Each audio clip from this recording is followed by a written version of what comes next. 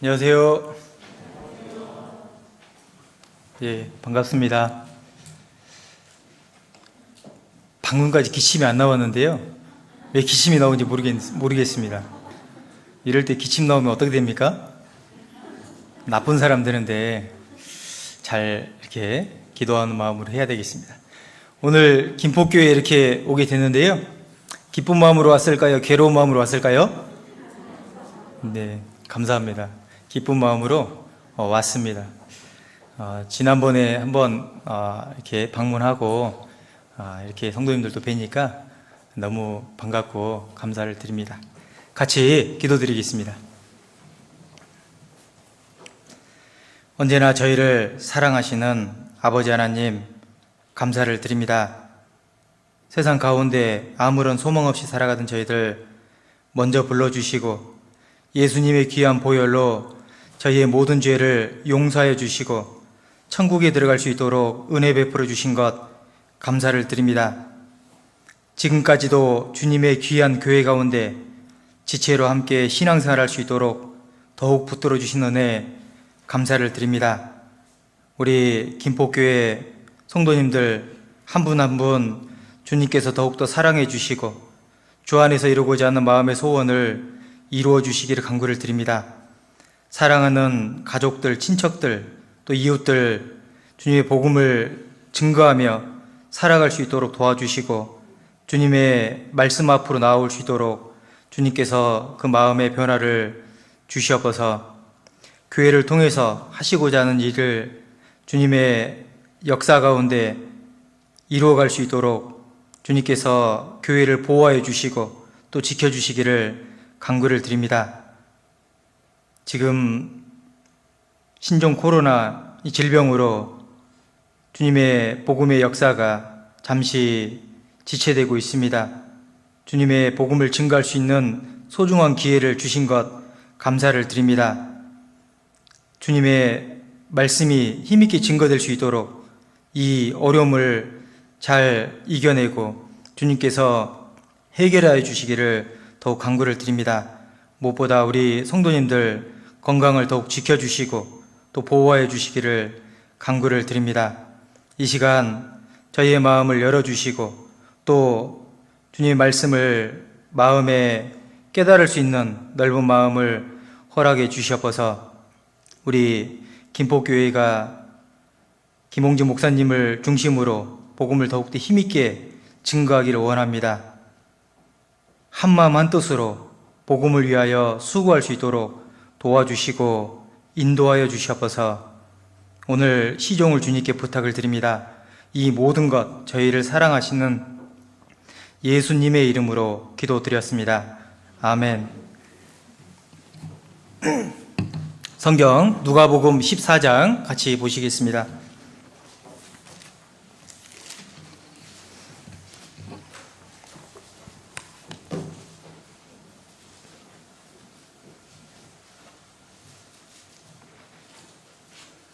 누가복음 14장 27절 28절입니다.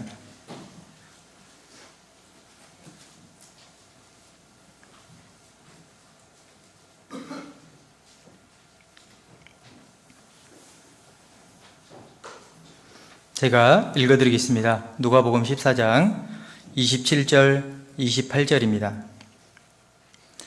누구든지 자기 십자가를 지고 나를 좇지 않는 자도 능히 나의 제자가 되지 못하리라. 너희 중에 누가 망대를 세우고자 할진대 자기의 가진 것이 준공하기에까지에 족할는지 먼저 앉아 그 비용을 예산하지 아니하겠느냐.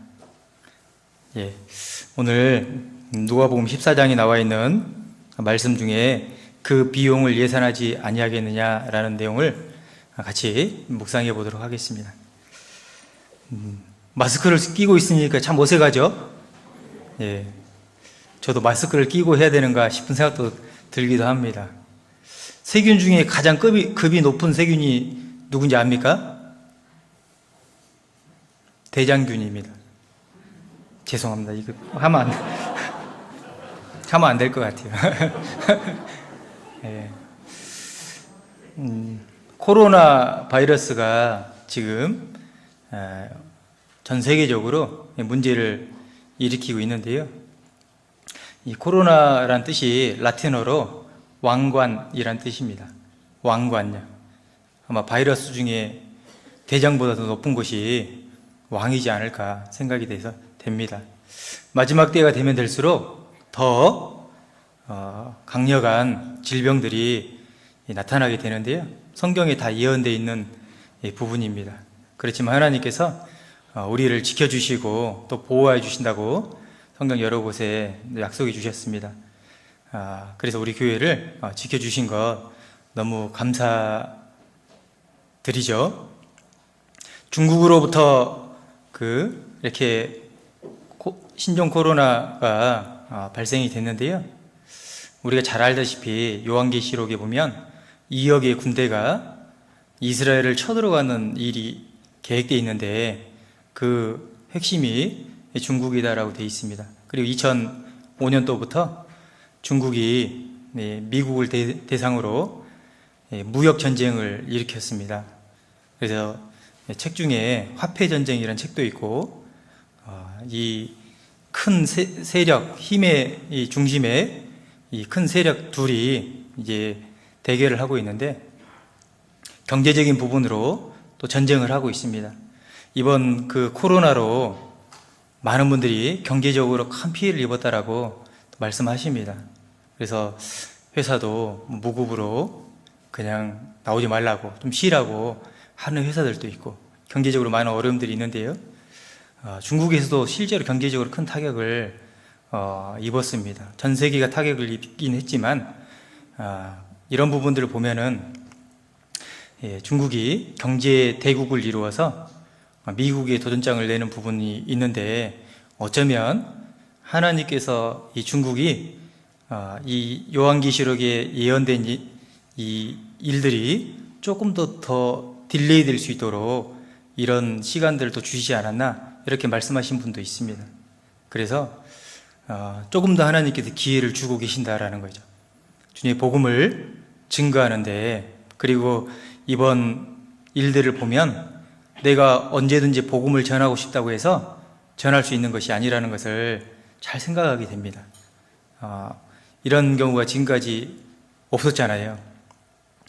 복음을 전하고 싶어도 말씀을 듣지 못할 때가 분명히 올 수 있다라고 생각이 됩니다. 전도 집회에 늘 있는 것이 아니고 항상 준비되어서 언제든지 말씀을 들을 수 있는 것이 아니라는 것을 새삼 느끼게 됩니다. 전도 집회도 다 이제 못하게 되잖아요. 그리고 국가적으로도 나라적으로도 이제 모임을 자제를 하라고 이렇게 권고할 정도라고 하면 앞으로는 이런 일들이 더 많이 있을 거라 생각이 됩니다. 그것은 우리에게 복음을 전할 수 있는 기회가 점점 줄어들고 있는데 이방인의 충만한 수가 차게 되면 결국에 복음은 이방인에게는 기회가 끝나고 유대인에게 복음이 돌아가게 되는 때가 온다라는 거죠. 말씀이 없는 기갈이 있다라고 또 성경에도 되어 있지 않습니까? 그래서 우리가 기회 있는 대로 하나님의 말씀을 잘 이렇게 증거하는 것이 필요하다라고 생각이 됩니다. 노아 방주를 만들어 놓고 7일 동안은 기다렸잖아요. 7일 동안 기다렸는데 그래도 말씀을 듣고자 하는 사람들, 구원의 방주를 탈 기회를 갖고자 하는 간절한 마음을 갖고 있는 사람들을 하나님께서 기다려 주셨지 않습니까?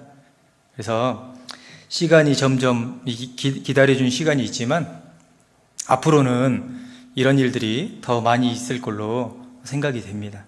그래서 우리에게 있는 하나님께서 이 오래 참고 기다린 시간이 점점 짧아지고 있다라고 생각이 됩니다. 그래서 우리가 복음을 전하는 일에 모두가 합심하고 협력하는 그런 마음이 필요하지 않을까. 그런 의미에서 오늘 주님의 제자로서 구원을 받고 주님을 따라가는 사람으로서 어떠한 마음으로 주님을 따라가야 될 것인가, 바로 그 비용을 예산하지 아니하겠느냐. 내가 가지고 있는 많은 것들이 있습니다. 많이 있죠? 나는 별로 없다라고 생각할지 모르지만 실제로 나에게 주어진 것을 잘 계산해 보면 내가 엄청나게 많은 것들을 가지고 있다는 것을 생각해 볼 수 있습니다. 여기에 그 비용을 예산하지 아니하겠느냐라고 되어 있는데요. 비용이 커야 될까요? 예산이 커야 될까요? 예산이 더 커야 되죠. 비용이 큰데 예산은 조금 잡았습니다. 나중에 중간에 계획했던 일들을 진행하다가 멈추는 날이 있을까요? 없을까요? 멈추는 날이 있겠잖아요. 그래서 비용보다는 무엇이 더 커야 되냐면 예산이 훨씬 더 커야 된다라고 생각이 됩니다. 비용이 크고 예산이 작은 사람은 언젠가 중간에 반드시 멈추는 일이 있다라고 생각이 됩니다. 그러나 반대로 예산을 충분하게 넉넉하게 세운다고 하면 비용을 충분하게 지불하고도 남아있음이 있기 때문에 여전히 건재한다라고 생각을 해볼 수 있잖아요. 우리가 신앙생활 하면서도 마찬가지로 내가 하나님의 일을 위해서 들어가는 것들이 있는데 그것을 우리가 비용이다라고 생각해 볼 수 있지 않습니까?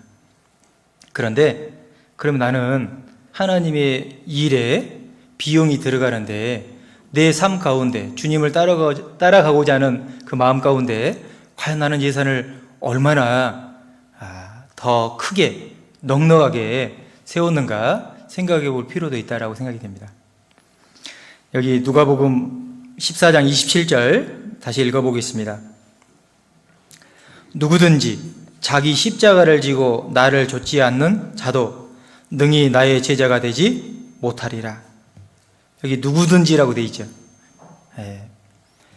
주님의 제자가 되는 사람들, 그런데 누구든지라고 되어 있습니다.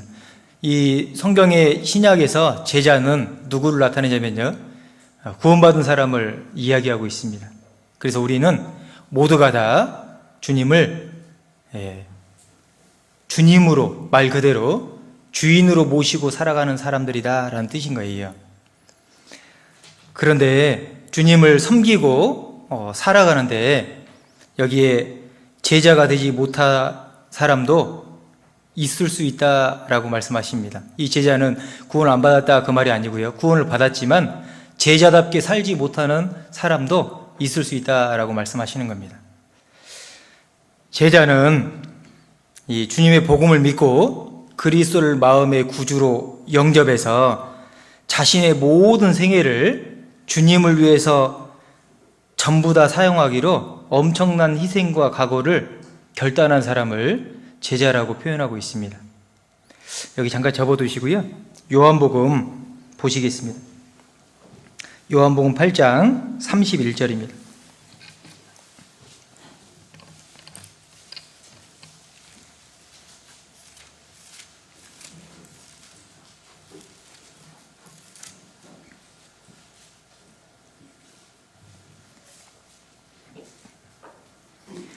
요한복음 8장 31절 보시면요, 그러므로 예수께서 자기를 믿은 유대인들에게 이르시되 너희가 내 말에 거하면 참 내 제자가 되고 진리를 알지니 진리가 너희를 자유케 하리라. 우리가 잘 아는 말씀이지 않습니까? 진리를 알지니 진리가 너희를 자유케 한다라고 되어 있는데, 죄로부터 자유로워지는 삶이지 않습니까? 그러니까 내 말에 거하면 참 내 제자가 된다라고 31절에 나와 있는데, 진리를 깨달은 사람, 그리고 하나님 말씀에 거하고 제자가 된 사람, 이 사람은 구원받은 사람이라는 것을 분명하게 말씀하고 있습니다.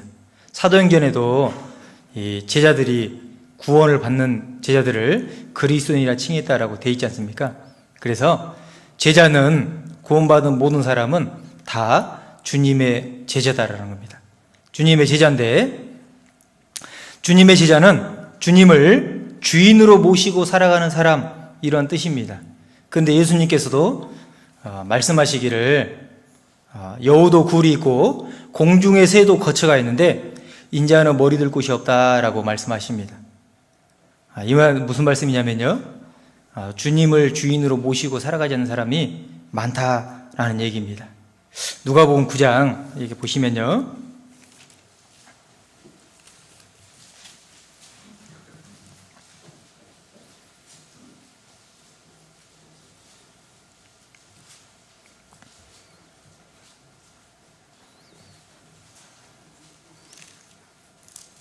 누가복음 9장 57절 58절입니다.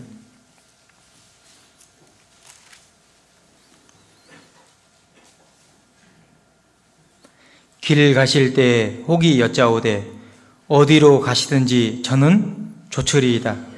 예수께서 가라사대 여우도 굴이 있고 공중의 새도 집이 있으되 인자는 머리 둘 곳이 없도다 하시고, 여기에 예수님을 쫓겠다고 하는 한 사람이 있었습니다.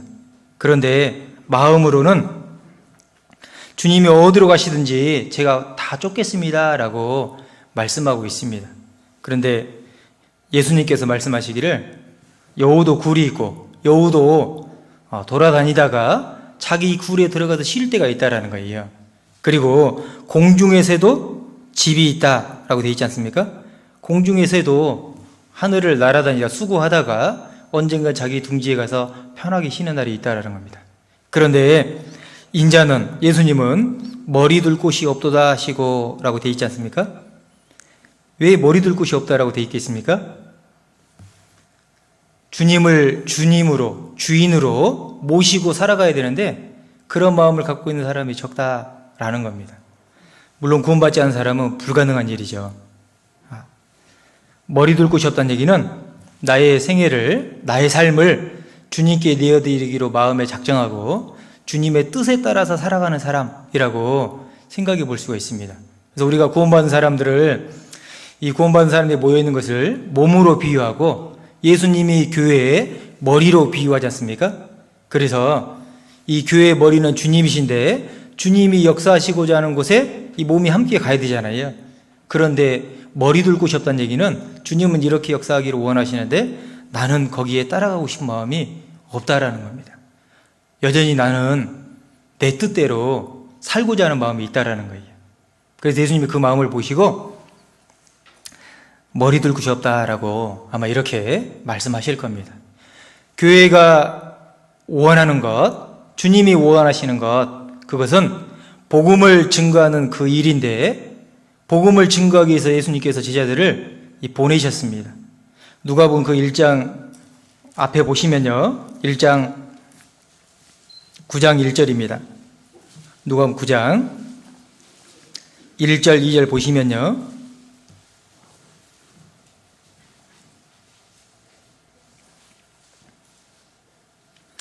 예수께서 12제자를 불러 모으사 모든 귀신을 제어하며 병 고치는 능력과 권세를 주시고 하나님의 나라를 전파하며 앓는 자를 고치게 하려고 내어 보내시며, 이 누가복음 9장에 예수님께서 12제자를 불렀다라고 되어 있습니다. 그래서 우리가 복음서에 보면 제자들을 부르는 내용들이 다 나와 있지 않습니까? 그래서 어떤 사람은 자기가 가진 소유를 버리고 때로는 부친도 버리고 가족들을 버리는 내용들이 나와 있잖아요. 그러니까 자기 생각을 갖지 않고 주님을 위해 내가 따라가야 되겠다라고 마음의 예산을 세우고 따라간 사람들인 겁니다. 예산을 세우고요. 주님을 따르는 것이 어떤 상황까지 가는지 안다라는 거예요. 그래서 그것을 따르겠습니다라고 말하는 것은 결코 쉬운 일이 아니라는 것을 우리가 생각해 볼 수가 있습니다.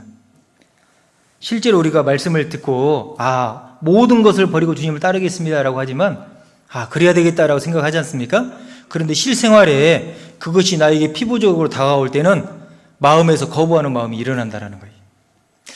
얼마 전에 어떤 분이 선교사님으로 나가시게 됐는데요, 창세기 12장 1절 말씀을 이제야 깨달았다라고 말씀하십니다.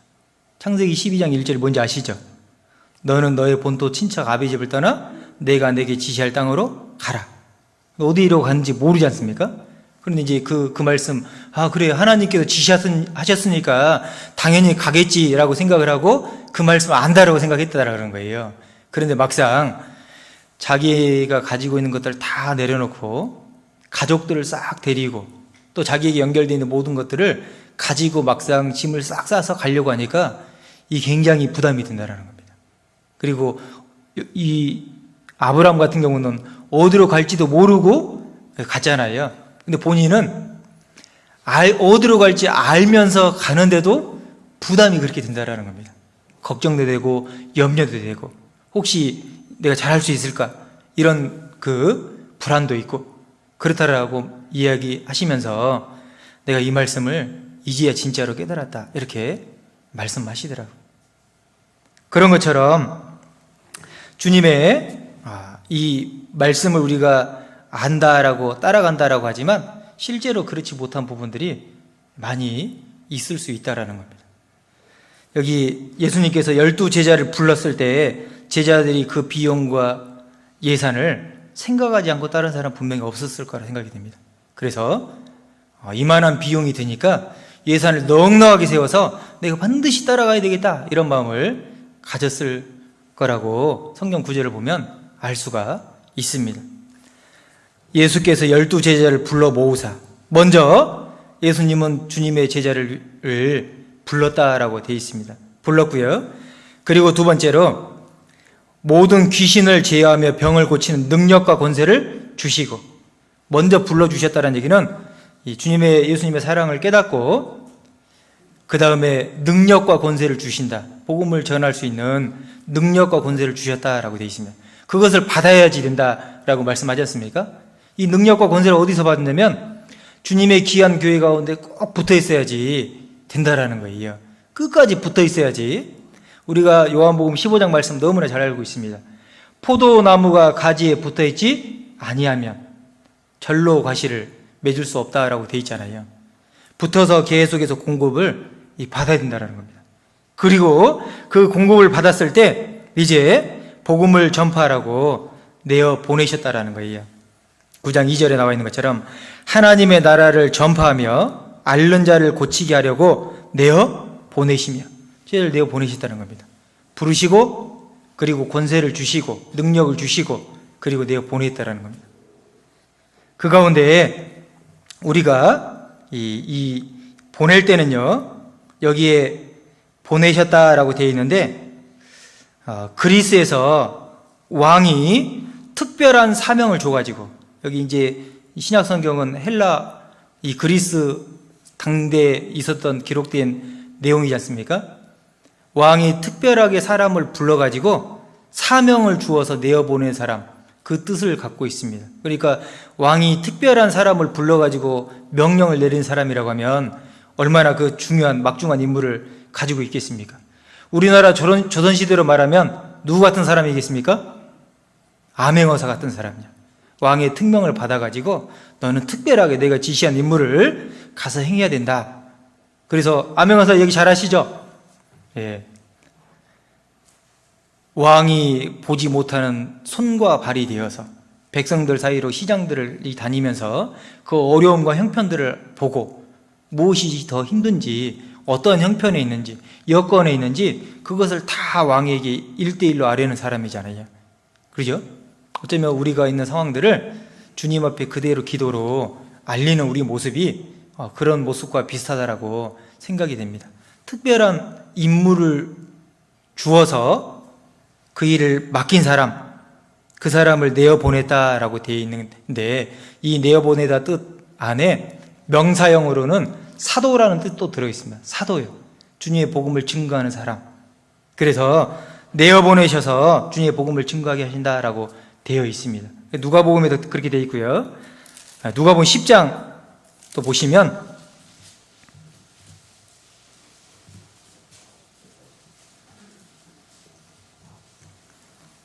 1절입니다.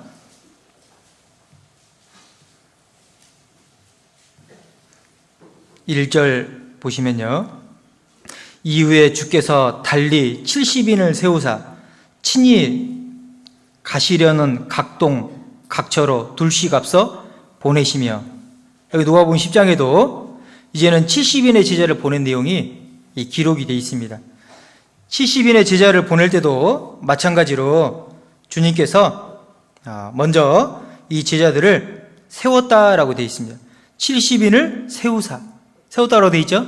하나님 불러서 그 일을 할 수 있도록 세웠다라는 겁니다.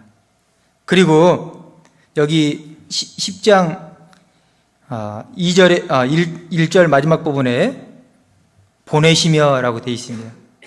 여기도 세웠고 보내셨는데 이 중간에 하나님께서 능력과 권세를 주었다라고 9장에 되어 있지만 10장에는 그 7절에 보시면 이 일꾼이 먹을 것을 마땅히 받는다라고 되어 있습니다. 그러니까 늘 공급해 주심이 있다라는 것을 우리가 알 수가 있습니다. 그래서 세우시고 먹이시고 마시게 하시고 그리고 또 보내신다라는 거예요. 그래서 주님의 일을 잘 감당할 수 있도록 하신다라는 겁니다. 그 사람이 누구냐면 제자라는 겁니다. 제자. 그런데 제자긴 제자인데 예산을 넉넉하게 세워야 되잖아요. 내가 주님을 따르는데 언제까지 어떻게 따를 것인가? 이 땅에서 예산을 가장 넉넉하게 세우신 분이 누굴까요? 예수님입니다. 예수님이요. 예수님은 이 땅에 이 초라한 모습으로 오셔가지고 태어나셔서 생애를 사시다가 고난받으시고 또 죽으시고 우리의 모든 죄를 해결해 주시고 그리고 3일 만에 부활하시고 이 승천하시고 이런 그 내용들이 예수님이 처음부터 알고 계획한 일이지 않습니까? 그리고 영광의 보좌를 버리고 이 땅에 나를 위해서 내려온 놀라운 일을 행하신 것은 예수님이 십자가에 죽으실 것을 알면서도 이 땅에 오셨다라는 거예요. 죽음을 알면서도 온다라는 것은 이거는 거의 사람으로서는 아주 힘든 부분이지 않습니까? 예산을 넉넉하게 세우셨는데 예수님이 중간에 포기를 하셨다고 하면 어떻게 되겠습니까? 아무도 우리가 천국 갈 수가 없잖아요. 그런데 예산을 넉넉하게 세워서 십자가까지 가시고 죽으시고 부활하시고 하나님 우편까지 가시지 않습니까? 그렇기 때문에 그 예수님이 예산을 넉넉하게 세웠다는 것을 알 수가 있습니다. 우리가 그것을 본받을 필요가 있다라는 거예요. 빌립보서 2장 보시겠습니다.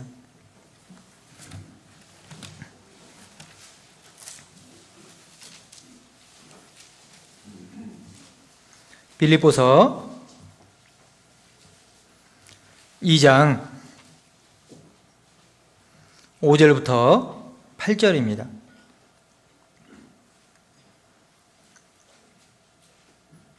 너희 안에 이 마음을 품으라. 곧 그리스도 예수의 마음이니 그는 근본 하나님의 본체시나 하나님과 동등됨을 취할 것으로 여기지 아니하시고 오히려 자기를 비어 종의 형체를 가져 사람들과 같이 되었고 사람의 모양으로 나타나셨음에 자기를 낮추시고 죽기까지 복종하셨으니 곧 십자가에 죽으심이라. 우리가 이 빌립보서 2장 말씀 너무나 잘 알고 있는 말씀이지 않습니까? 예수님의 이 땅에 오셨는데 영광의 보좌를 버리고 이 땅에 오셨잖아요. 그는 근본 하나님의 본체시다라고 되어 있습니다. 하나님의 본체신데 사람의 몸을 입고 이 땅에 종의 모습으로 이 땅에 오셨다라고 되어 있잖아요. 그 7절에 오히려 자기를 비어가 뭘까요? 어떤 비어 하니까 맥주? 곤란하죠, 그러면. 예. 아마 그거 좋아하는 분들은 비어 그러면 뭐가 생각이 나겠습니까? 많이 듣는 단어가 생각이 나겠잖아요. 그러죠? 이 비어가 영어로 맥주잖아요.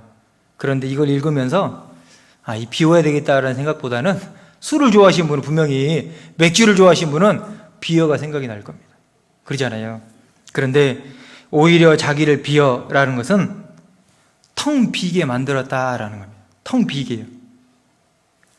주님의 희생을 언제까지 희생하셨냐면 완전히 자기를 다 비운 상태. 다른 말로 말하면 영입니다.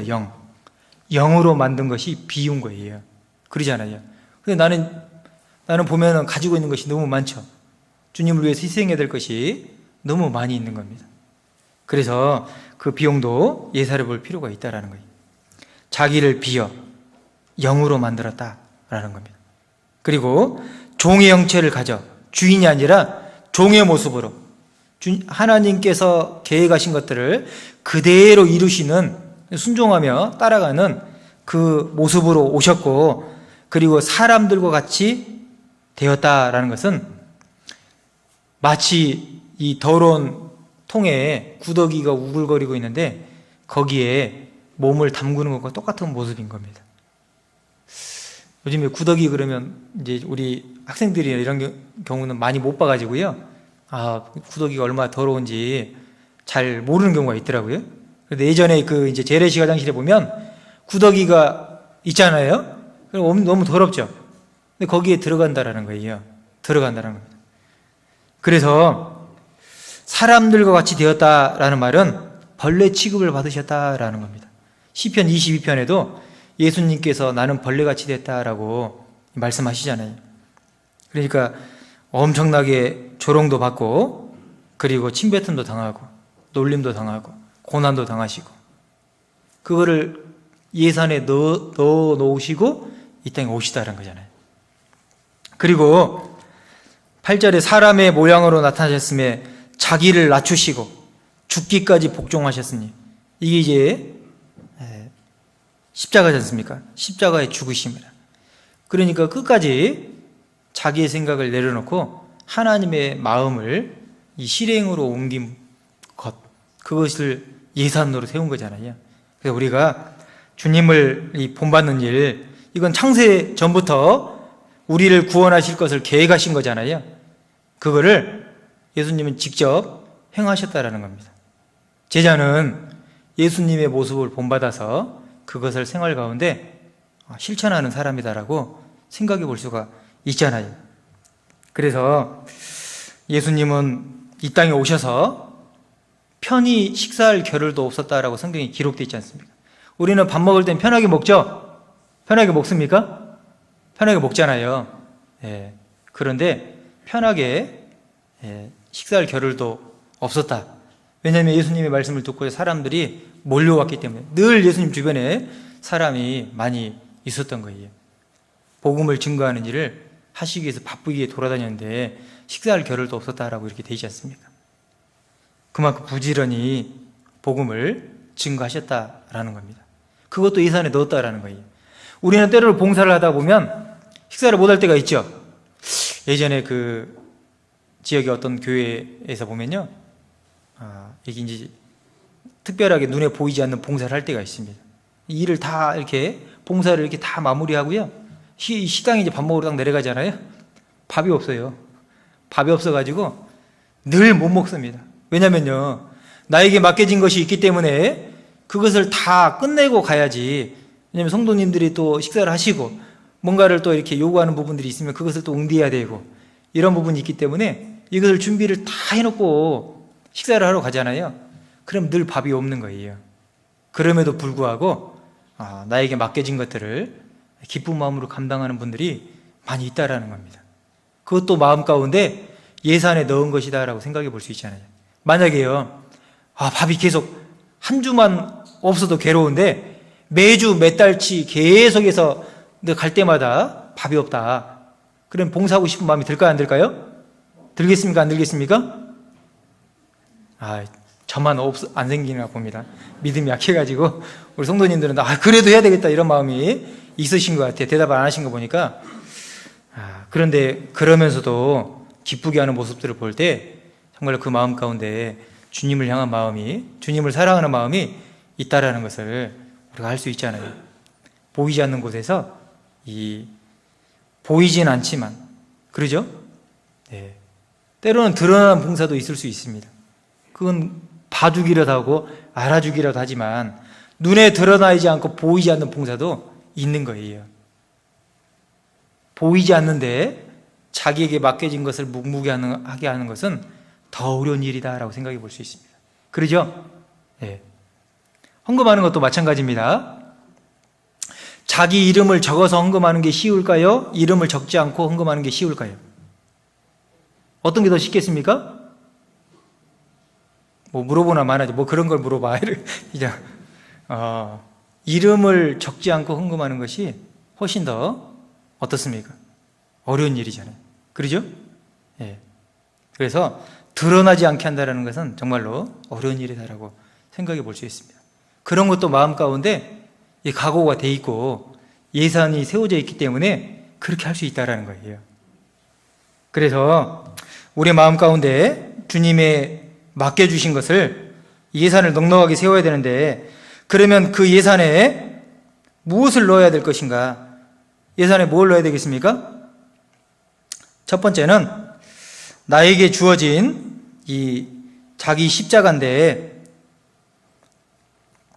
자기 십자가가 있어야 된다는 겁니다. 상황들은 다 다르기 때문에 하나님께서 나에게 주어진 십자가가 다 다르다라는 거예요. 그러죠? 다 똑같을 수는 없지 않습니까? 마태복음 16장 24절입니다.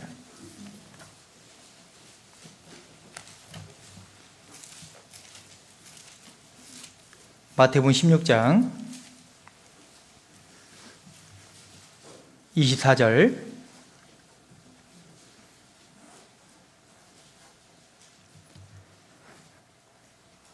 이에 예수께서 제자들에게 이르시되 아무든지 나를 따라오려거든 자기를 부인하고 자기 십자가를 지고 나를 좇을 것이니라.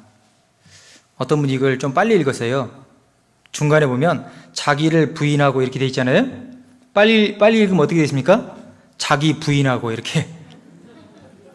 자기를 부인하도 좋고 자기 부인하고 같이 자기 십자가를 지고 나를 쫓는 것도 괜찮죠? 안 괜찮지 않습니까? 자기만 오는 것이 자기 부인하고 이렇게. 이 부인이라는 것이 자기를 자기 뜻을 나타내지 않는, 자기 의사를 드러내지 않는 온전히 주님의 뜻만을 갖고 살아가는 그런 뜻이잖아요. 그러죠? 자기를 부인하고 자기 십자가가 있는데 고난이 있고 희생이 있습니다. 어려움들이 있어요. 자기만의 십자가가 있습니다. 어떤 분 같은 경우는 가족이 자기 십자가가 될 수가 있고, 어떤 분들 같은 경우는 건강이 자기 십자가가 될 수가 있고, 어떤 분들 같은 경우는 주변의 사람들이 자기 십자가가 될 수 있고, 또 어떤 분들은요, 경제적인 여건들이 자기 십자가가 될 수 있고, 간혹가다 나는 왜 이렇게 힘듭니까? 나의 사정은 왜 이렇게 안 풀립니까? 이런 때가 있잖아요. 그렇지만 우리가 거기서 주님을 따르는 것을 멈추진 않지 않습니까? 알지는 못하지만 자기 십자가가 다 있다라는 겁니다. 자기 십자가. 그래서 그것을 예산 안에 넣어야 되는데, 그걸 다른 말로 말하면 여기 자기 부인인데, 다른 말로 말하면 자기 생각을 어떻게 해야 된다는 얘기입니까? 자기 생각을 내려놓아야 된다, 이 말인 겁니다. 예산 안에 뭘 넣어야 되냐면요, 자기 생각을 갖고 있지 말고 하나님의 말씀이 뭐라고 하시는지 그것을 예산 안에 넣어야 된다는 거예요. 자기 생각을 예산에 넣지 못하면 어떤 일이 벌어지느냐, 말씀은 이렇게 말씀하시는데 삶은 여전히 내 생각대로 살아가는 모습이 있다라는 겁니다. 그럴 때 있죠? 대답 안 하시기로 작정하신 건 아닌 것인가? 없으신가 봅니다. 저도 가끔가다 이 내 생각이 올라올 때가 있습니다. 이건 내 생각인데 말씀이 이렇게 돼 있는데, 그리고 내가 많은 경험과 노하우를 갖고 있는 부분들이 있을 수 있잖아요. 이건 이렇게 해야지, 경험상 이건 이렇게 해야지 일이 잘 처리된다는 것을 잘 알고 있습니다. 그런데 잘 생각해 보면 말씀과 약간 다른 부분이 있는 거예요. 그럼 어떻게 되겠습니까? 내 경험을 앞세워야 될까요? 내 노하우를 앞세워야 될까요? 말씀을 앞세워야 될까요? 말씀을 앞세워야 되잖아요. 그런데 그렇지 않을 때가 있다라는 거예요. 자기 생각을 내려놓아야 됩니다. 자기를 부인하고 자기의 먼저는 생각을요. 왜 생각을 내려놓아야 되겠습니까? 여전히 삶이 자기 거라고 생각하는 부분이 있기 때문에 자기 생각이 살아있는 겁니다. 만약에 내가 종처럼, 종이 자기 생각이 있으면 될까요, 안 될까요? 안 되잖아요. 주인의 생각을 늘 따라가야 되겠다는 생각을 하는 것이 진정한 종이지 않습니까? 그래서 예산 안에 넣어야 될 것 중에 하나가 뭐냐? 자기 생각입니다. 자기 생각이요. 레위기 1장 보시겠습니다.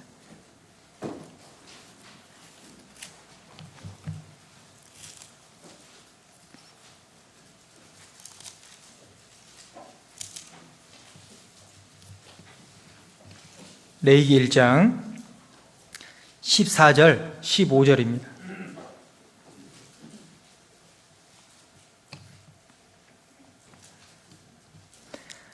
만일 여호와께 드리는 예물이 새의 번제이면 산비둘기나 집비둘기 새끼로 예물을 삼을 것이요, 제사장은 그것을 단으로 가져다가 그 머리를 비틀어 끊고 단 위에 불사르고 피는 단 곁에 흘릴 것이며. 이 레위기에 보면 하나님께 드리는 제사법에 대해서 나와 있습니다. 이 레위기 1장은 번제에 대해서 나와 있는데요, 우리가 잘 알고 있으신 것처럼 번제는 자기 자신을, 재물을 온전하게 다 태워가지고 하나님께 드리는 제사입니다. 전부 다 태워서요. 그런데 이게 이제 우리도 이 고기를 익히다 보면 잘 안 익으니까 어떡합니까? 중간중간에 뭘 냅니까? 칼집을 내잖아요. 칼집을 내서 잘 익도록 만들지 않습니까? 마치 그런 것처럼 번제를 드릴 때는 날카로운 칼로 이것을 조각조각 내야 되는 거예요. 조각조각 내가지고 그것을 태워서 하나님께 드리는 겁니다. 전적인 헌신, 하나님께 드리는 거잖아요. 번제인데 이 동물들의 번제에 대해서 말씀하시면서 14절에는 새를 번제로 드릴 때는 어떻게 해야 되느냐라고 이렇게 나와 있습니다. 새를 번제로 드릴 때는 어떻게 하라고 되어 있습니까? 새의 번제이면 먼저 그것을 단으로 가져가서 그 머리를 비틀어라 라고 되어 있습니다. 왜 머리를 비틀으라고 되어 있을까요? 왜 머리를 비트냐면요, 자기 생각을 비틀어라 이 말인 겁니다. 머리가 생각이지 않습니까? 그러죠? 자기 생각을 비틀어야 돼요. 여기 그냥 해도 되는데 왜 비틀라고 했냐? 왜 비틀라고 했을까요? 혹시 닭 잡아보신 분은 알 겁니다. 닭을 잡을 때요, 목을 비틉니다. 목을 비틀어요. 목을 비틀어가지고 360도가 아니라 720도를 돌려요. 720도로 이렇게 돌려요. 그럼 어떻게 됩니까? 뭐가 막힐까요? 기도가 막힙니다. 숨통이 끊어진다고 하죠. 숨통이 끊어지는 거예요. 근데 간혹가다 비틀어가지고 죽은 줄 알고 뜨거운 솥에다가 뜨거운 물을 붓고 넣어놓잖아요. 조금 이따 꺼내면 살이 조금 익어가지고 털이 잘 빠집니다. 그런데 얘가 이제 죽은 줄 알았는데 기절한 거예요. 기절해가지고 넣었는데 뜨거우니까 기절한 것이 딱 살은 겁니다. 꺼내놨는데요, 털이 다 벗겨진 채로 도망간 적도 있고 그러잖아요. 예. 털이 벗겨졌는데 도망가요. 아무것도 그 털이 없이. 왜 도망갈까요? 아직 안 죽었거든요. 자기가 살아있는 겁니다. 그러잖아요. 그래서 비튼다는 얘기는 자기 생각을 완전하게 죽인다, 이런 뜻입니다. 자기 생각을 완전하게 내려놔서 하나님 말씀에 순종하겠다, 이런 뜻인 거예요. 자기의 경험과 자기의 노하우와 자기만의 방식을 고수하지 않고 말씀에 나와 있는 대로 해야 되겠다라는 겁니다. 간혹가다 이제 우리 모임을 이렇게 하잖아요. 그러면 교회 가운데서 이렇게 또 여러 분들이 교제를 해보고 이번에 이렇게 좀 했으면 좋겠습니다라고 결정을 할 때가 있습니다. 자기 생각이 안 맞는 경우도 있잖아요. 그러면 나는 안 해, 이런 경우를 간혹가다 볼 수 있습니다. 인천교회 얘기 아닙니다. 인천교회 얘기가 아니고요. 근데 간혹가다 그런 일들이 있습니다. 나는 안 한다고, 내 생각에 맞지 않다고. 그게 자기 생각인 거잖아요. 모든 분들이 공감을 하고 또 복음을 전하는 일과 교회를 세우는 일에 유익이 된다면, 그에 앞서서 하나님께 영광이 된다고 하면 자기 생각을 계속 고집할 것이 아니라 내려놓을 필요가 있다는 겁니다. 그러죠? 하나님께 영광이 되고 교회에 유익이 되고 나 자신과 우리 가족의 신앙에 도움이 된다고 하면 그것을 어떻게 되겠습니까? 고수할 것이 아니라 내려내야 되잖아요. 그것이 자기 생각을 끊는 것인데, 새를 번제로 드릴 때 비틀어가지고 끊으라고 돼 있지 않습니까?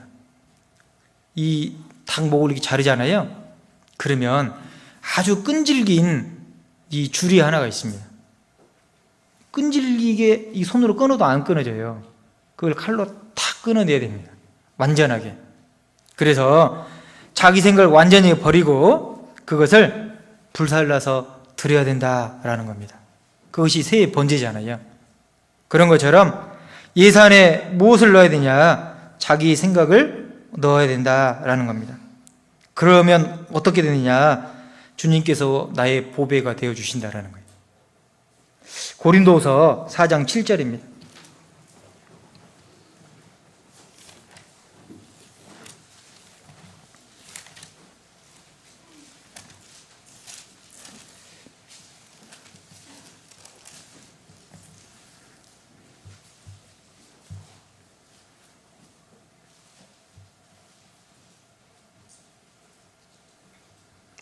우리가 이 보배를 질그릇에 가졌으니 이는 능력의 힘이 큰 것이 하나님께 있고 우리에게 있지 아니함을 알게 하려 함이라. 보배가 있잖아요. 그러죠? 이 보배는 그리스도입니다. 그리스도의 생각들. 그런데 질그릇은 뭡니까? 우리잖아요. 사람을 흙으로 만드셨지 않습니까? 그릇이 되어 있는데 이 그릇 안에 뭘 담아야 되냐? 보배를 담아야 됩니다. 보배를 담아서 가지고 있는데 그릇이 깨져야지 어떻게 됩니까? 보배가 드러나잖아요. 그러죠? 예. 그런 것처럼 나 자신이 완전히 깨져가지고 내 생각을 깨고 하나님 말씀 내 생각을 부수고 나 자신을 주님께 드려야 되는 거예요. 먼저는 자기 생각을요. 자기 생각을 내려놓고 말씀 가운데 행하는 것이 필요하다는 겁니다. 그리고 끝까지 주님을 따라야 된다는 겁니다. 신앙생활하면 피곤할 때 있습니까? 없습니까? 있잖아요. 그러죠? 그러면 피곤하면 좀 쉬기도 하지만 마음으로는 끝까지 따라가야 되겠다. 이런 마음이 필요하지 않습니까? 기드온이 미디안과 전쟁을 할 때 2만 명의 사람이 있었습니다. 그 중에 하나님께 테스트를 하시고 정예 멤버 300명을 뽑았어요. 그래서 뭘로 전쟁을 승리했습니까? 칼과 무기로 전쟁을 승리한 것이 아니라 나팔과 횃불로 전쟁에 승리했잖아요. 사람이 볼 때는 무기를 좋은 거 가지고 있어야지 전쟁에 승리할 거다라고 생각하지만 하나님은 전혀 그렇지 않습니다. 내 생각을 내려놓고 하나님의 말씀에 순종하는 것이 결국 이 전쟁에 이기는 거잖아요. 자기 생각을 내려놓는 것이 필요합니다. 그리고 전쟁에 임하는데 300명이 어떻게 했습니까? 피곤했잖아요. 그 싸움을 하는데 피곤했습니다. 피곤하나 어떻게 했습니까? 끝까지 따랐다라고 되어 있잖아요. 그래서 전쟁에 나가면 피곤해질 거다. 압니까? 모릅니까? 알잖아요. 예산을 세워야 되잖아요. 그런데 그걸 예산을 세우지 못하면 피곤하면 멈춰야 되겠다 라고까지만 예산을 세웠다고 하면 그 자리에서 그게 멈춰지는 겁니다. 전도집회에 영적인 전쟁이잖아요. 전도집회 일주일 동안 마음을 다 들여서 하면 피곤할까요? 안 피곤할까요? 김포교회는 안 피곤한데 자꾸 제가 피곤한 쪽으로 몰아가는 것 같아요. 피곤하잖아요. 그런데 어떡합니까? 끝까지 영혼을 건지는 일에 우리가 동참을 하지 않습니까? 그러죠? 집회를 참여를 하려고 한다고 하면요, 그만큼 그 시간을 계획을 세우고요. 어떻게 됩니까? 예를 들면 3월 달에 전도집회, 대집회가 있다. 그러면 그 시간은 일단 어떻게 됩니까? 거기다 빨간색을 덧칠해가지고 이 시간은 내 시간이 아닙니다. 이렇게 다 표시를 해야 되잖아요. 그죠? 표시를 하고. 그러면 그 시간에 해야 될 일들이 있잖아요. 그 일을 미리 당겨서 하든지 아니면 그 이후에 하든지 계획을 세우지 않습니까? 그러죠? 그리고 그 준비하는 과정 가운데 나만 참석하는 것이 아니라 누군가도 데려가야 되잖아요. 데려가야 하는데 뭐가 필요합니까? 시간도 필요하지만 물질도 필요하잖아요. 그럴 때 나에게 있는 이 물질을 어떻게 사용할 것인가, 이걸 쪼개지 않습니까? 그러죠? 이만큼 비용이 들어갈 거다. 쪼개잖아요. 이것은 가게, 집에 필요한 비용, 이것은 전도하는 데 필요한 비용, 그리고 먼저는 헌금, 11조 이런 거 다 이렇게 쪼개잖아요. 그렇게 해서 이 예산을, 비용을 세우지 않습니까? 피곤한 일인 거예요. 내가 써야 될 것을 쓰지 못하고 드리는 것도 어떻게 보면 피곤한 일일 수 있습니다. 그런데 마음에 기쁘게 드린다고 하면 그건 정말로 가치 있는 거잖아요. 그러죠? 피곤하나 따르는 마음이 끝까지 있어야 되지 않습니까? 시간도 드리고 물질도 드리고 계획을 세워야 되잖아요. 예산을 세워야 되지 않습니까? 전도 집회가 있을 때 예산을 세우지 않는다고 하면 시간을 허비하고 끝나는 경우가 많이 있습니다. 그리고 말씀 한 번 듣자고 했는데 한 번에 옵니까? 한 번에 안 오잖아요. 그러면 또 가서 어떻게 됩니까? 가서 좋은 말은 또 다 해줘야 되고 두 손도 무겁게 하고 가야 되고 뭐 그러잖아요. 어렵다라는 거예요. 그것도 예산에 세워야 되는 겁니다. 근데 열심히 이렇게 했는데도 안 왔어요.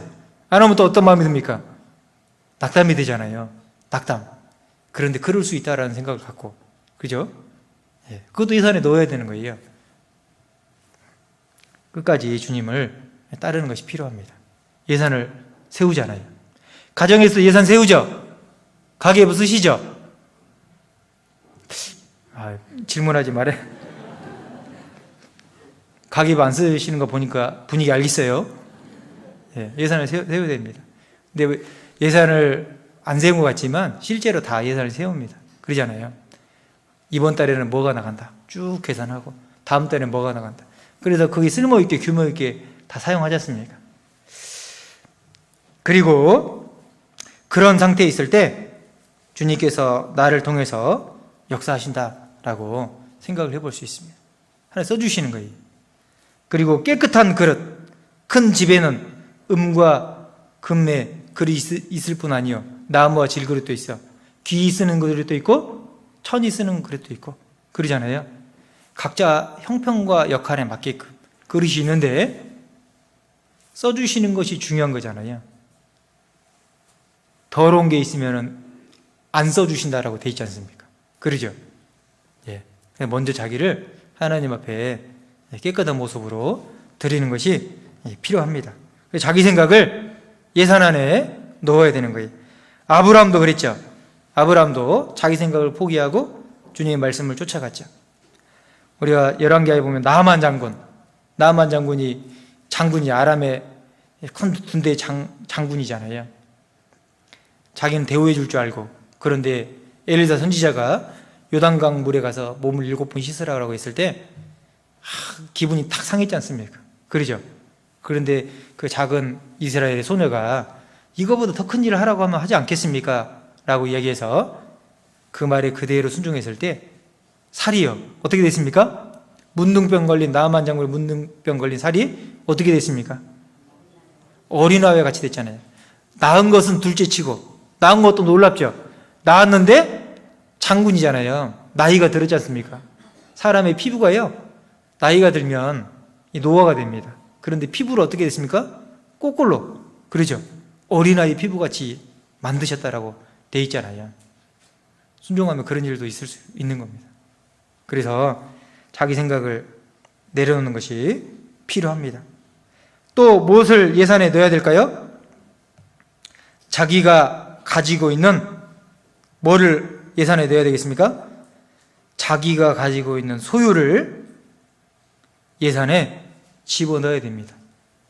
나는 별로 없어요 라고 말하지만 실제로 많이 있는 거예요.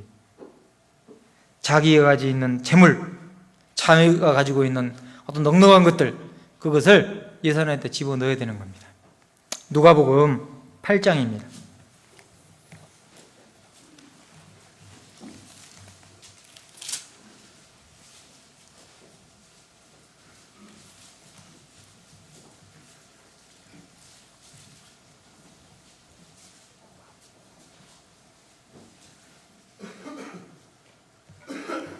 누가복음 8장 2절 3절입니다.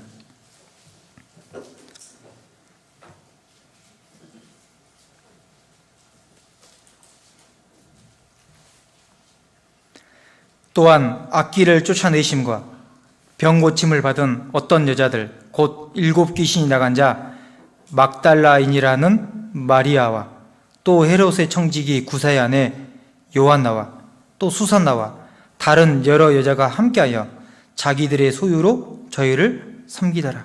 여기 되지 않습니까? 우리가 막달라, 7 귀신이 나간 막달라 마리아 잘 알고 있지 않습니까? 예수님께서 죽으시고 부활하실 때 무덤에 가장 먼저 찾아왔던 여인입니다. 제자들보다 예수님이 더 먼저 만나줬던 여인인 거예요. 그만큼 주님을 사모했던 여인인 겁니다. 왜 그럴까요? 7 귀신이 들어와서 삶의 정말로 행복이라는 행복을 발견할 수 없었던 삶을 살아가다가 예수님을 만나고 행복자가 된 겁니다. 진정한 삶을, 안식을 얻은 거예요. 그리고 자기 삶을 주님께 드리기로 약속을 한 겁니다. 마음의 예산을 세운 거예요. 예수님이 죽으셨을 때 사람들은 생각합니다. 아무리 자기에게 신임을 주고 그리고 나를 믿어줬던 사람일지라도 그 사람이 죽는 순간 그 사람하고는 거리가 멀어집니다. 그러죠? 그리고 살아계실 때 잘하지만 막상 죽고 나면은 그 사람과 관계가 끊어지기 때문에 그 사람에게 잘해주고 싶어도 잘해줄 수가 없잖아요. 마리아는 예수님이 죽으시고 그러면 이제 끝났다라고 생각할지 모릅니다. 그러나 무덤에 가장 먼저 죽으셨음에도 불구하고 예수님을 찾아왔다라는 겁니다. 그것은 예수님을 사랑하는 마음이 있는 거예요. 예산을 세운 겁니다. 그리고 3절에 죄송합니다. 3절에 또 헤롯의 청지기 구사의 아내 요한나와, 헤롯의 청지기니까 그 당시에 보면 좀 사회적으로 지위가 있는 사람이죠. 맞습니까? 사회적으로 지위가 있는데 구사의 아내 요한나라는 이 아내가 있는 것 같아요. 그런데 자기가 가지고 있는 걸로 주님을 섬겼다라고 되어 있습니다. 그리고 수산나라고 되어 있는데요. 이 수산나 뜻 안에 백합화라는 뜻이 들어 있습니다. 백합이요. 우리가 그 찬송에도 가시밭에 백합화 이렇게 되어 있잖아요. 그러니까 자기가 가지고 있는 것을 희생하고 주님을 위해서 사용될 때 그 안에 뭐가 나오냐면 향기가 나타난다라고 생각해 볼 수가 있는 겁니다. 자기가 가지고 있는 것을 자기만을 위해 쓰는 것이 아니라 복음을 위해서 또 교회를 위해서 사용하게 될 때 그것이 뭘로 바뀌냐면 향기로 바뀐다라고 분명히 생각이 됩니다. 요한나와 또 수산나와 다른 여러 여자가 함께하여, 이 중에 이 여인들 말고도 또 있었던 것 같아요. 이름은 안 나와 있지만 여전히 자기가 가지고 있는 걸로 주님을 섬겼던 사람들이 있는 겁니다. 어쩌면 이 가운데 이 자리에 앉아 계신 분들의 이름도 들어갔을 거라 생각이 듭니다. 자기들의 소유로 저희를 섬기더라. 여기 섬겼다라는 말이 성경에 여러 단어들이 있는데요. 이 섬겼단 말에 여기에 사용되는 섬기단 말은 자원하여 순수한 마음으로 자원해서 자기 마음에서 우러나가지고 그것을 하나님께 드렸다 이 말인 겁니다. 일을 맡아서 어쩔 수 없이 드리는 거 그것이 아니고요. 누가 시켜가지고 그걸 드리는 것도 아니고 자기 마음의 속에서 우러나가지고 그것을 정말로 좋은 마음에서 자원해서 자기 뜻을 내어가지고 이걸 드린 것을 여기에서는 섬겼다라고 되어 있는 겁니다. 자원해서 드리는 것. 왜 이렇게 할 수 있을까요? 왜냐하면 자기가 가지고 있는 것이 누구에게로부터 왔는가 정확하게 알고 있는 겁니다. 나에게 가지고 있는 것이 누구에게로부터 왔습니까? 네, 우리는 태어날 때 빈몸으로 적신으로 이 땅에 태어났다라고 되어 있습니다. 그리고 갈 때도 아무것도 가지고 가지 못한다라고 되어 있습니다. 우리에게 맡겨주신 거예요. 그러지 않습니까? 너가 100년 동안 이 땅에 살면서 내 것을 관리를 좀 해라. 어떻게 보면 지배인, 매니저 역할을 하게 한 거잖아요. 나는 관리하다가 관리가 끝나면요, 너 이제 관리 거기까지만 해라 그러면 하나님께 가야 되는 겁니다. 그러잖아요. 자기들의 소유로 저를 섬기더라. 그게 뭐냐면 청지기의 삶입니다. 청지기. 여기 헤롯의 청지기라고 되어 있잖아요. 왕의 돈을 맡아서 관리하는 사람. 그런 것처럼 우리도 내 것이 아니고 주님께서 나에게 주신 것을 관리하고 있을 뿐인 겁니다. 어떤 사람은 좀 더 많이 맡겨서 많이 관리하고, 어떤 사람은 좀 적어서 적게 관리하고 있는 것 뿐인 거예요. 그거를 주님께 드려야 됩니다. 그렇죠? 그리고 이것이 누구에게로부터 왔는지 명확하게 알고 있어야지 예산을 또 넉넉히 세울 수 있다고 생각이 됩니다. 내가 가지고 있는 모든 것이 누구에게로부터 왔습니까? 주님께로부터 왔잖아요. 고린도전서 4장 7절입니다.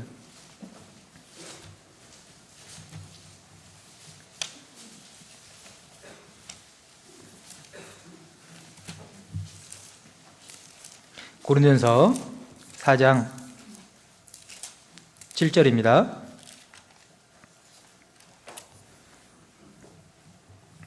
누가 너를 구별하였느냐? 내게 있는 것 중에 받지 아니한 것이 무엇이냐? 내가 받았은즉 어찌하여 받지 아니한 것 같이 자랑하느냐? 내게 있는 것 중에 받지 아니한 것이 무엇이냐? 내가 스스로 갖고 온 게 있습니까? 없습니다. 아무것도 없어요. 생명도 하나님이 주셨지 않습니까?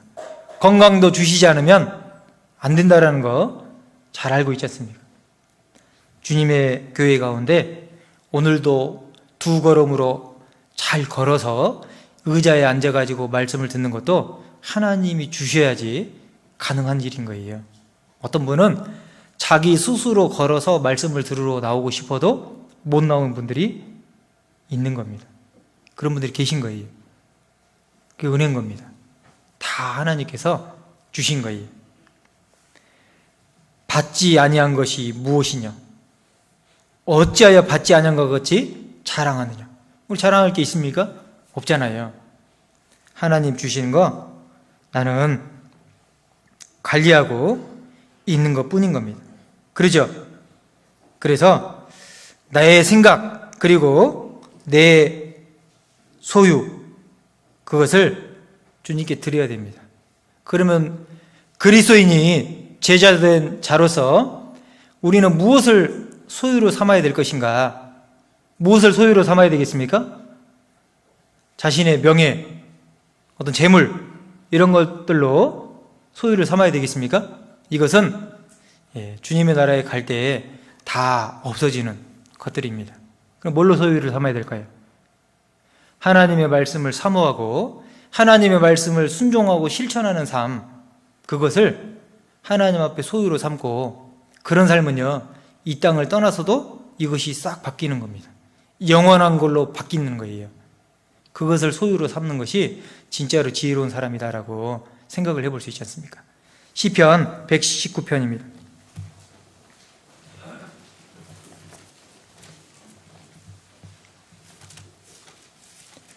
시편 119편 56절입니다.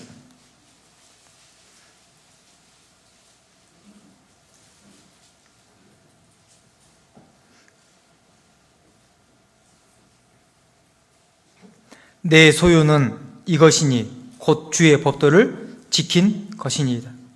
시편 기자는 자기가 하나님 앞에 가지고 있는 소유는 하나님의 법을 지킨 거다라고 이렇게 고백하고 있는 거예요. 나는 신앙생활을 하면서 하나님 말씀을 그대로 순종해서 몇 개나 과연 순종하면서 살아가고 있을까? 그리고 내가 순종했던 것들이 하나님 앞에 몇 개나 남겨질까? 몇 개나 남겨질까요? 한번 생각해 볼 필요가 있다는 겁니다. 그러죠? 계산을 해보라는 것은 왜 계산을 해봐야 될까요? 계산을 한 것을 결산할 때가 있기 때문에 그렇습니다. 결산할 때가 있기 때문에 계산을 해보라고 하는 거예요. 그러죠? 우리 인생에 남아있는 시간도 세어보라고 하잖아요. 시편에. 나에게 주어진 시간을 계수하라. 지혜의 마음을 얻어라 라고 말씀하지 않습니까? 왜 계수해보라고 할까요? 끝날이 있기 때문에 계수해보라고 하는 겁니다. 마찬가지입니다. 나에게 있는 소유, 그것을 얼마나 정말로 이 땅의 것을 영원한 걸로 많이 바꿨는지 계산한 때가 있기 때문에 그것을 세어보라고 하는 거예요. 소유를 그걸로 삼아야 됩니다. 그래서 그 비용을 예산을 해야 되는 거예요. 비용이 든다는 것은, 예산을 한다는 것은요, 비용이 들어간다라는 얘기입니다. 비용이요. 그러죠? 비용이 들어가지 않고 되는 일이 없다라는 겁니다. 반드시 비용이 들어갑니다.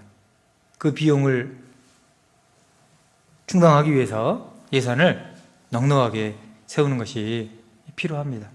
그러죠? 출애굽기에 보면 이 출애굽기 25장 이후에 성막을 짓는 일이 성경에 기록되어 있습니다. 출애굽기 19장에 하나님 율법을 주셨고 25장에 죄를 용서받는 곳, 그 성막을 짓는 역사가 나타나잖아요. 성막은 죄를 용서받는 곳이지 않습니까? 사랑이 임하는 곳, 사랑이 나타나는 곳. 그 성막을 지을 때 백성들이 예물을 가져왔다라고 되어 있는데 어떤 마음으로 가져왔다고 되어 있냐면 즐거운 마음으로 가져왔다라고 되어 있는 겁니다. 즐거운 마음으로요. 왜요? 여기 성막을 만들어서 이 가운데 주님께서 죄를 용서해 주는 것이 나타나기 때문에 그 즐거운 마음으로 드렸던 거예요. 마찬가지로 그 성소에 드는 비용들이 자세히 기록이 되어 있습니다. 그런데 백성들이 즐거운 마음으로 그거보다 더 했다라고 기록되어 있잖아요. 자기의 소유를 주님께 드리는 필요가 있다라는 겁니다. 그러죠? 왜냐하면 하나님의 공의로운 회개가 있기 때문에 그랬습니다. 회개가 있어요. 이 땅에 살아온 모든 시간을 한 번에 계산한 때가 있는 겁니다. 마태복음 10장 42절입니다.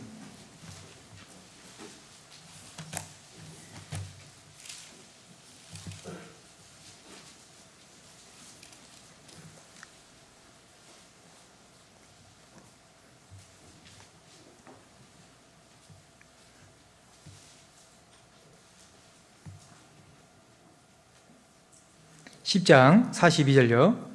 또 누구든지 제자의 이름으로 이 소자 중 하나에게 냉수 한 그릇이라도 주는 자는 내가 진실로 너희에게 이르노니 그 사람이 결단코 상을 잃지 아니하리라 하시니라. 여기에 소자에게 냉수 한 그릇 떠주는 사람도 상을 결단코 잃는다고 되어 있습니까? 안 잃는다고 되어 있습니까? 안 잃는다고 되어 있잖아요. 소소한 것들을 하나님 반드시 기억하시고 영원한 것들로 바꿔주시는데 그 계산한 때가 분명히 있다라는 겁니다. 내가 줄 상이 내게 있어 각 사람에게 그의 일한 대로 갚아주리라. 나는 알파와 오메가여, 처음과 나중이여, 시작과 끝이라. 그러잖아요. 알파와 오메가. 이 헬라어 첫 글자가 알파고 오메가 끝 글자잖아요. 영어로 말하면 A부터 Z까지입니다. 처음부터 끝까지, 마음의 동기부터 실제에 나타난 결과까지 모든 것들을 하나님 다 보시고 갚아주신다라고 이렇게 말씀하지 않습니까? 주님이 그것을 원하시는 겁니다. 그리고 예산을 세우는데 중간에 건물을 지었다가 멈춰버리면 안 되잖아요. 다시 누가복음 14장 보시겠습니다.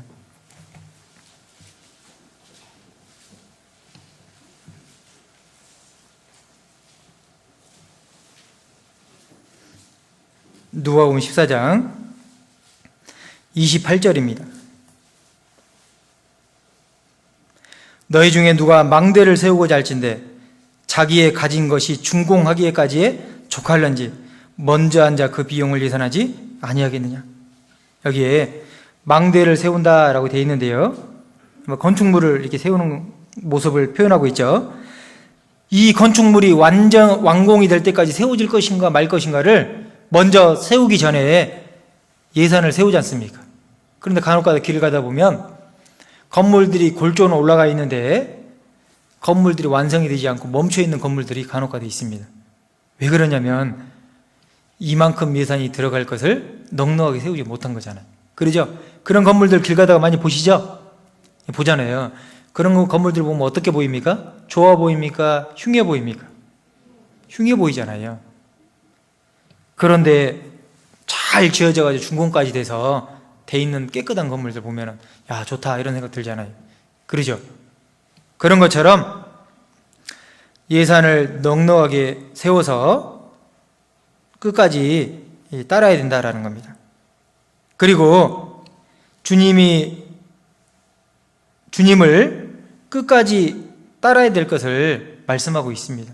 중간에 어려움이 생겨가지고 처음에는 잘했는데 힘드니까 중간에 신앙을 포기한다는 것은 그것도 예산을 넉넉하게 세우지 못했기 때문에 그런 겁니다.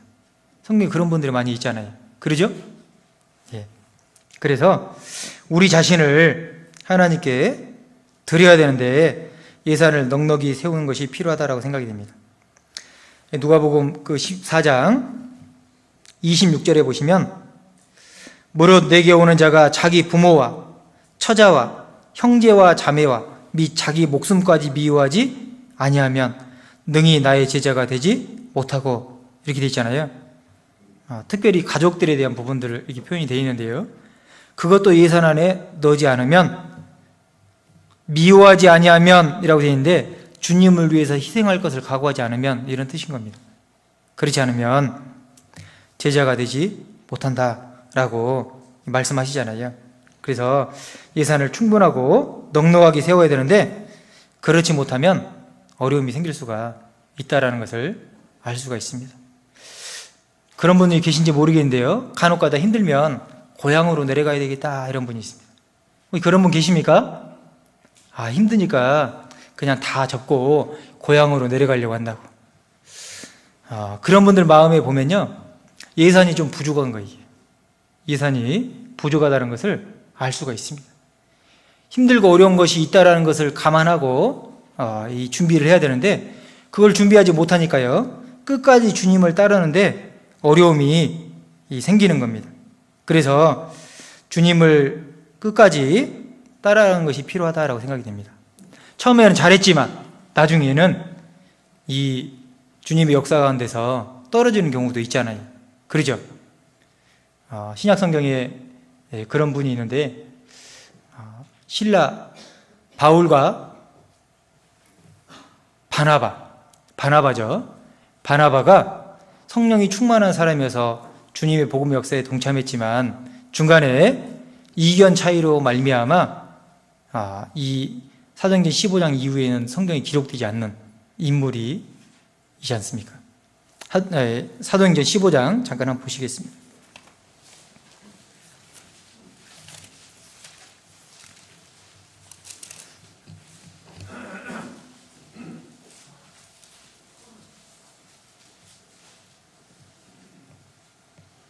사도행전 15장 36절입니다.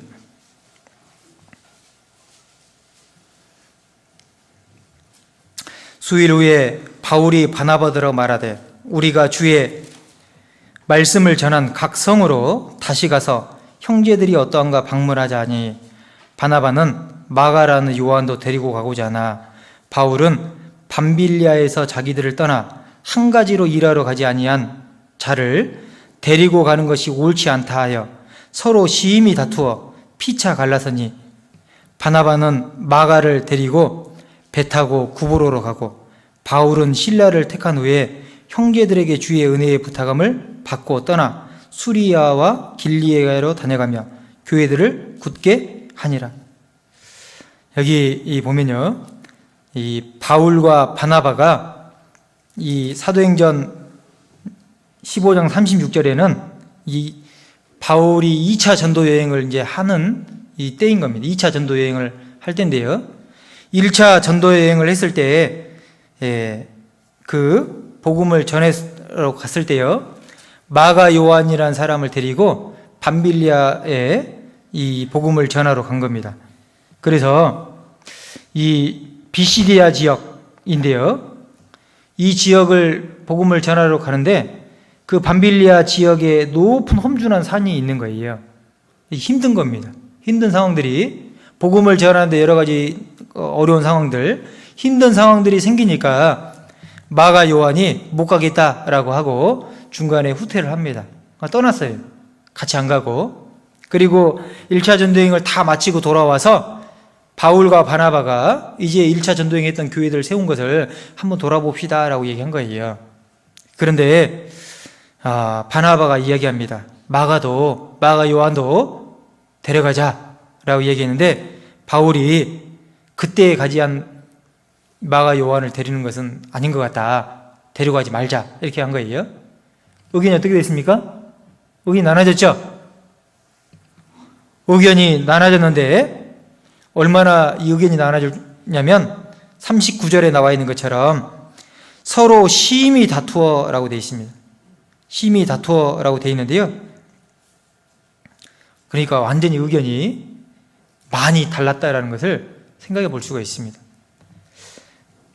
바나바는 39절요. 서로 심히 다투어 피차 갈라서니 바나바는 마가를 데리고 배 타고 구브로로 가고, 바울은 실라를 택한 후에 수리아와 길리기아로 이제 갔다라고 되어 있잖아요. 그런데 바나바는 여기까지만 나오고 그냥 끝난 겁니다. 그 뒤에는 안 나오잖아요. 하나님께서 누구를 통해서 역사하시는지 생각할 필요가 있다라는 겁니다. 그리고 바나바가 마가 요한을 데리고자 한 것은 이 조카거든요. 인정적인 부분이 들어가 있는 겁니다. 마찬가지입니다. 신앙생활 하면서 인정적인 부분 때문에 이 신앙의 큰 위기를 겪는 분들도 있을 수 있는 거예요. 조카 마가 요한을 데려가자라고 했는데, 이 골로새 4장 10절에 보면 바울의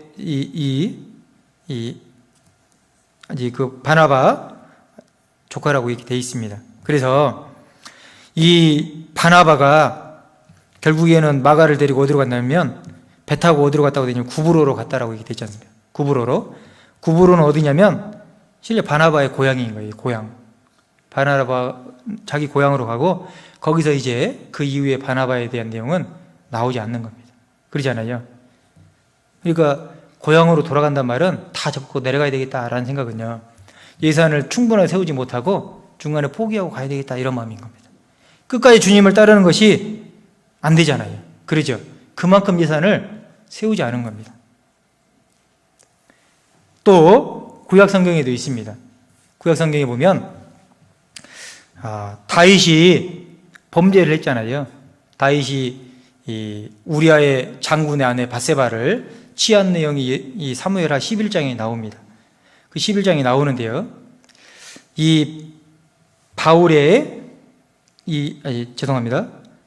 다윗이 범죄한 이후에 쭉 과정을 보면 아들 압살롬이 백성들의 마음을 도적질해가지고 반역한 일이 생긴 겁니다. 반역한 일이 생겨서 결국에 다윗과 함께한 사람들이 쭉 쫓겨나게 되잖아요.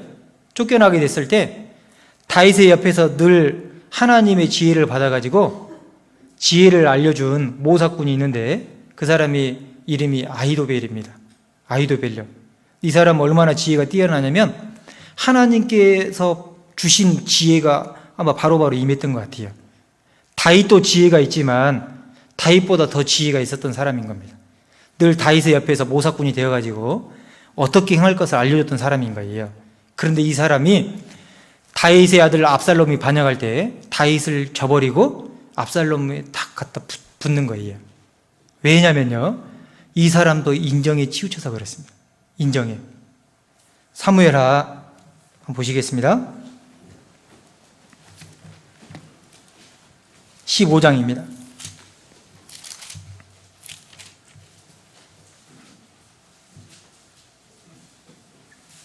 사무엘하 15장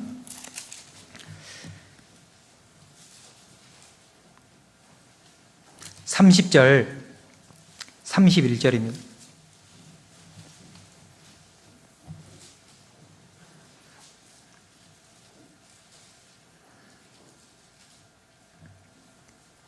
다윗이 감람산 길로 올라갈 때에 머리를 가리우고 맨발로 울며 행하고 저와 함께하는 백성들도 각각 그 머리를 가리우고 울며 올라가니라.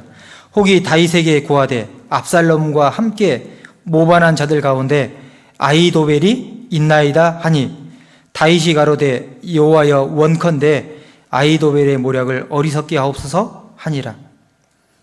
이 다윗이 하나님께 기도하기를 아이도벨의 모략을 어리석게 해달라고 할 정도로 이 아이도벨이 지혜가 있었던 사람인 거예요. 지혜를 하나님께 받아가지고 아주 훌륭한 모사꾼이었습니다. 다윗의 옆에서 늘 같이 했는데 다윗을 저버리고 압살롬에게 붙은 거예요. 왜 그랬냐?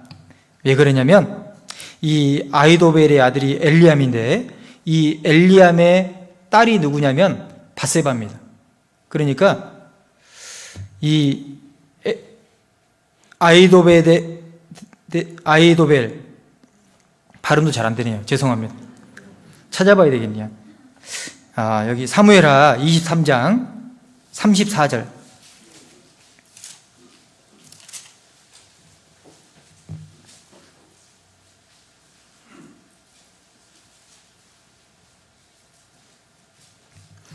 마아가 사람의 손자, 사무엘하 23장 34절요.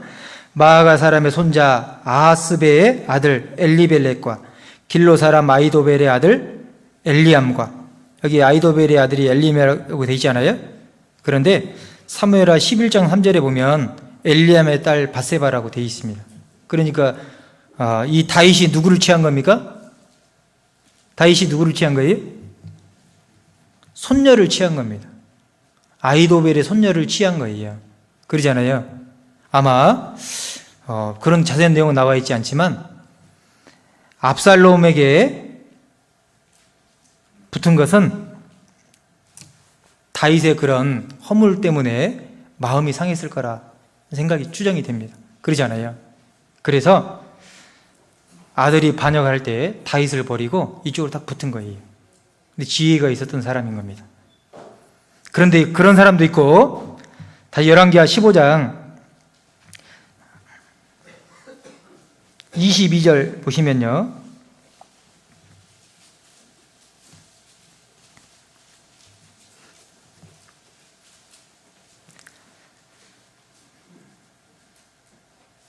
(21절부터) 보겠습니다.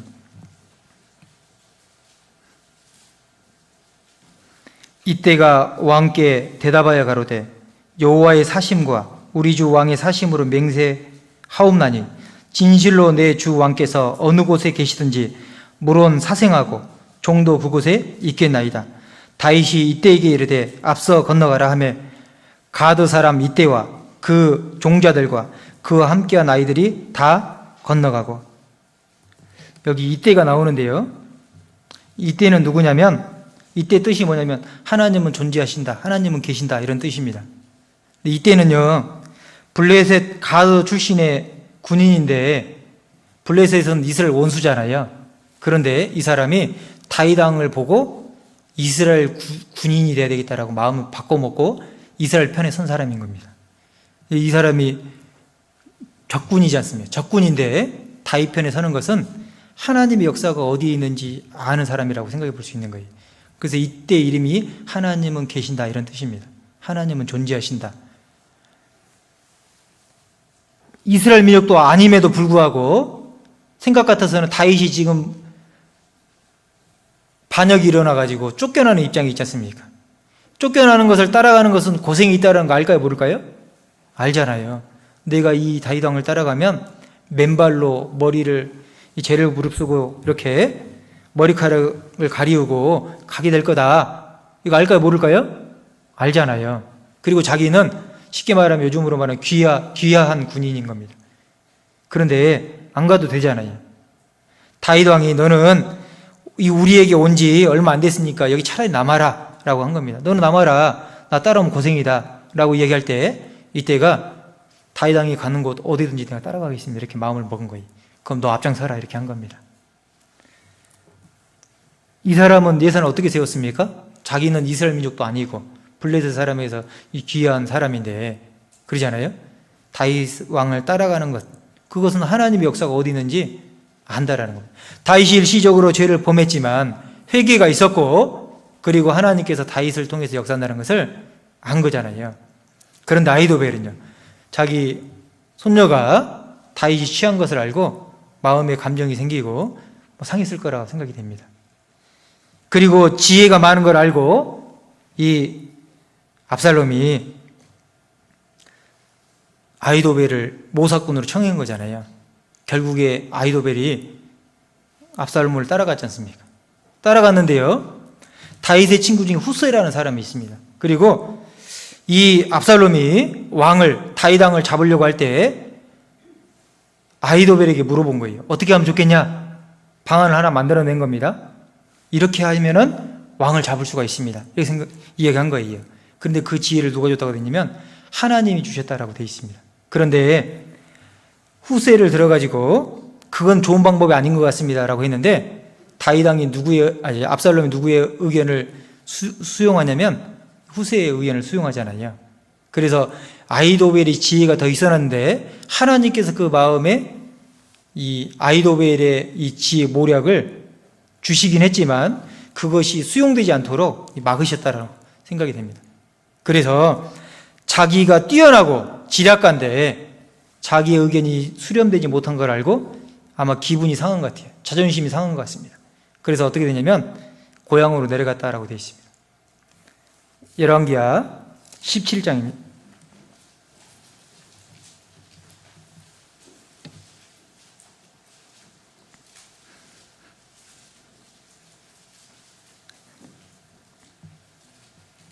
열왕기하 17장 23절입니다.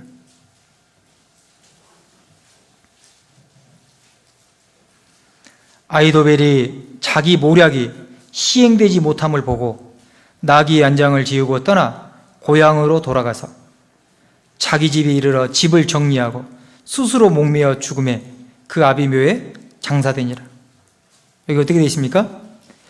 아히도벨이 자기의 모략이 시행되지 못함을 보고 라는 말은요, 자기가 지략가인데 뛰어난 지혜를 늘 가졌다는 사람이지 않습니까?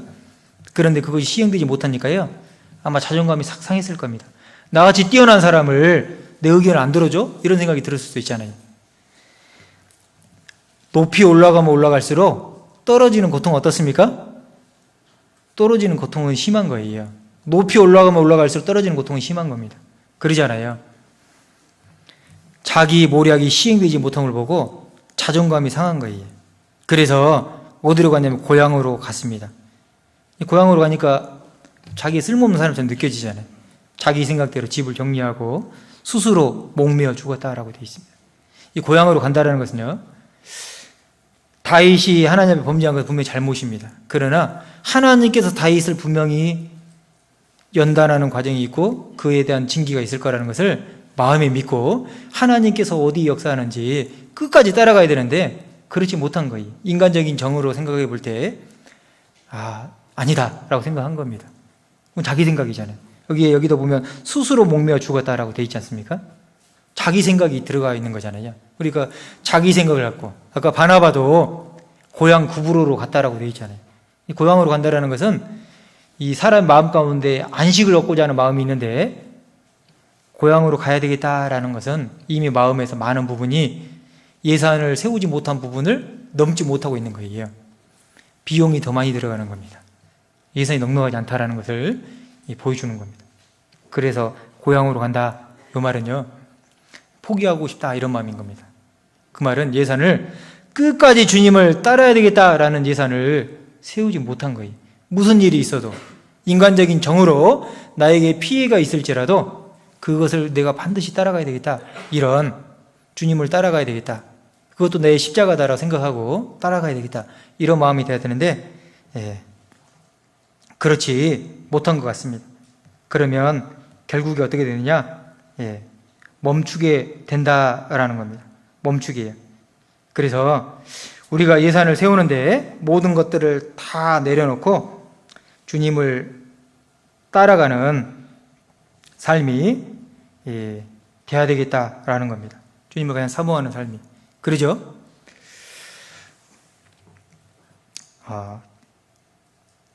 고린도전서 12장, 고린도전서 12장 31절입니다.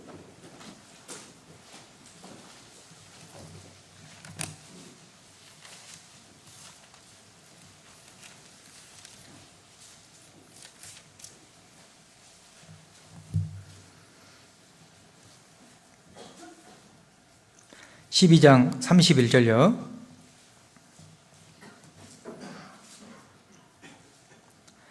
너희는 더욱 큰 은사를 사모하라. 내가 또한 제일 좋은 길을 너희에게 보이리라. 여기에 이 사모하라 라는 뜻이 있는데요, 열심을 내다 이런 뜻인 겁니다. 열심을 내다, 열정적으로 어떤 일을 하다 이런 뜻인데요, 이 사모하라 말은 다른 말로 이 헬라어로 젤로입니다. 제일 좋다는 말입니다. 우리나라 말 좀 비슷해가지고 사모하는 마음이 있어야 된다라는 겁니다. 그래서 주님을 끝까지 사모하는 마음으로 따라가야 될 것을 말씀해 주신 겁니다. 그래서 히브리서 12장에 보면 믿음의 경주라고 있잖아요. 그렇죠? 한 구절만 좀 보겠습니다. 히브리서 12장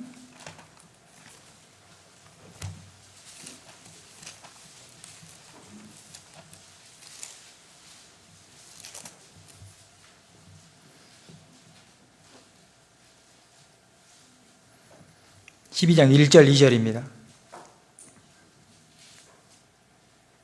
이러므로 우리에게 구름같이 둘러싼 허다한 증인들이 있으니 모든 무거운 것과 얼매기 쉬운 죄를 벗어버리고 인내로서 우리 앞에 당한 경주를 경주하며. 여기 경주가 있잖아요. 싸움이 있습니다. 그 가운데 예산을 세우고 경주해야 될 것을 말씀하시잖아요. 그리고 무거운 것, 얼매기 쉬운 죄, 이것을 다 벗어버리고 2절에 보면요, 믿음의 주여 또 온전케 하신 이인 예수를 바라보자. 저는 그 앞에 있는 즐거움을 위하여 십자가를 참으사 부끄러움을 개의치 아니하시더니 하나님 보좌 우편에 앉으셨느니라 돼 있는데, 예수님을 끝까지 바라보고 믿음의 경주를 해야 될 것을 말씀하시잖아요. 그것이 예산을 진짜로 넉넉하게 세운 사람이다라고 생각이 됩니다. 마라톤으로 말하면 마지막 결승선까지 가서 뛰어야 된다라는 겁니다. 그러죠? 그래서 결승선까지 온 사람은요, 순위 내에 못 들어도 끝까지 뛰는 것을 박수를 쳐줍니다. 그런데 아무리 빨리 뛰어도 중간에 포기한 사람은 박수가 없잖아요. 그래서 주님 오신 날까지 이 교제 가운데서 주님을 떠나는 일이 없도록 예산을 넉넉하게, 어떤 어려움과 문제가 생겨도 내가 주님과 교회를 떠나지 않겠다, 이런 예산을 충분하게 세우시면 좋겠다라고 생각이 됩니다. 같이 기도드리겠습니다. 하나님 감사합니다. 오늘 함께 해주신 것 감사를 드립니다.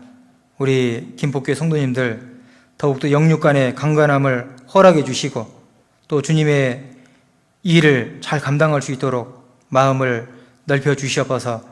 주님의 복음과 또 교회를 세우는 일에 우리 모두가 넉넉함으로 비용을 예산할 수 있도록 도와주시고, 내 생각이 아닌 주님의 말씀을 쫓아서 주님을 따를 수 있도록 도와주시고, 주님께서 저희들에게 맡겨주신 것들을 통해서 주님의 귀한 역사를 이루어 나가기를 원합니다. 우리 성도님들 가정 더욱더 은혜와 평강으로 지켜주시고 또 질병으로부터 더욱 보호하여 주시옵소서. 멀리 해외에서 복음을 들고 수고하고 있는 많은 형제자매님들 건강과 안전을 더욱 지켜주시고, 또 선교사님과 가정들 외롭고 힘들 때 주님을 더욱더 의지하는 마음을 허락해 주시고 주님의 복음의 역사를 담대히 증거할 수 있도록 도와주시고 인도하여 주시옵소서. 오늘 함께해 주신 것 감사를 드립니다. 이 모든 것 저희를 사랑하시는 예수님의 이름으로 기도드렸습니다. 아멘.